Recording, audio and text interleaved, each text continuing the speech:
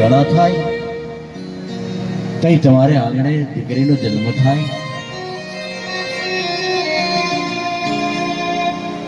દીકરી તો દેવોને વાલી છે. દીકરાને જન્મ દે ને તેની દીકરાને એમ કે છે કે જા તારા બાપને મદદ કરજે. દીકરાને જન્મ દે તેની અખિલ બ્રહ્માંડનો નાથ એને કહે છે કે જા તારા બાપને મદદ કરજે. પણ જેદી આ ધરતીની માથે દીકરીને જન્મ દે ને તેદી દીકરીને માથે હાથ મૂકી અને અખિલ બ્રહ્માંડનો માલિક દીકરીને માથે હાથ મૂકીને એમ કે છે કે જા બેટા તારા બાપને હું મદદ કરીશ. આવી દીકરી તમારી લાડકડી દીકરી કૃષ્ણા હજુ તો હરિભાઈ વિચાર કરતા હશે કે કાલ તો હજુ પગલી પાડતી હતી ફળિયામાં. કાલ તો હજુ અમે એને ચાલતા શીખવાડી છે. કાલ તો હજુ અમે એને કાલું કાલું બોલતા સાંભળી છે. મિત્રો આ જગતમાં દીકરો મોટો થાય ને એ મા બાપ ને કદાચ ખબર જલ્દી પડે છે પણ દીકરી મોટી થઈ જાય ને એ બાપ ને જલ્દી ખબર નથી પડતી. કારણ બાપ ને મન દીકરી કાયમ નાની ને નાની હોય છે. એક બાપ દીકરી માટે બજારમાં કપડું લેવા માટે ગયો છે, નાનો ફ્રાક લેવા માટે ગયો છે. લાવીને કીધું કે લ્યો આ દીકરી માટે હું ફ્રોક લઈ આવ્યો છું. કમસીભાઈ ઈ ફ્રોક દીકરીને પહેરાવ્યું ને ટૂંકું પડ્યું સાહેબ.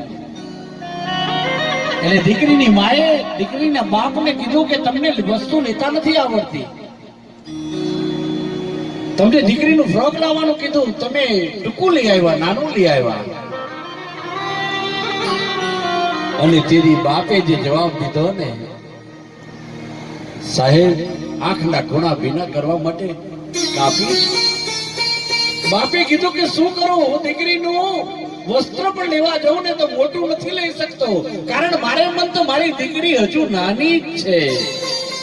મારા મન તો હજુ મારી દીકરી મારી ઢીંગલી છે, એના માટે હું મોટું વસ્ત્ર નથી લઈ શકતો.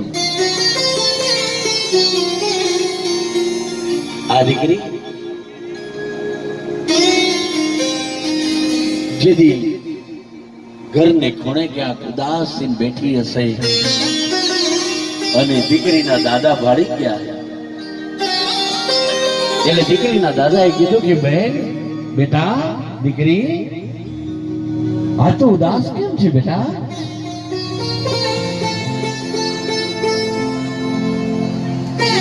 દીકરી હવે તો જવાન થઈ છું, તારા માટે મૂર્તિઓ પસંદ કરવો છે બેટા.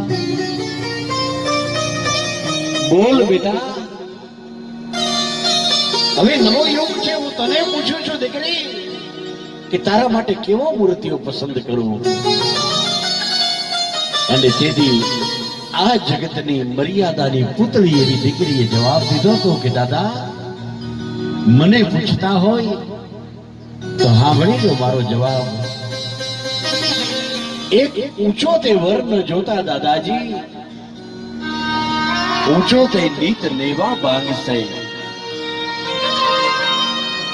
એક નીચો તે વર્ણ જોતા દાદાજી નીચો તે નીત ઠેવે આવશે, એક કાળો તે વર્ણ જોતા દાદાજી કાળો તો કુટુંબ લજાવશે, એક ગોરો તે વર્ણ જોતા દાદાજી ગોરો તો આપ વખાણશે. દાદાએ કીધું કે દીકરી ઊંચો ન જોતા, નીચો ન જોતા, કાળો ન જોતા, ગોરો ન જોતા, તો તારા માટે કેવો વર પસંદ કરું બેટા?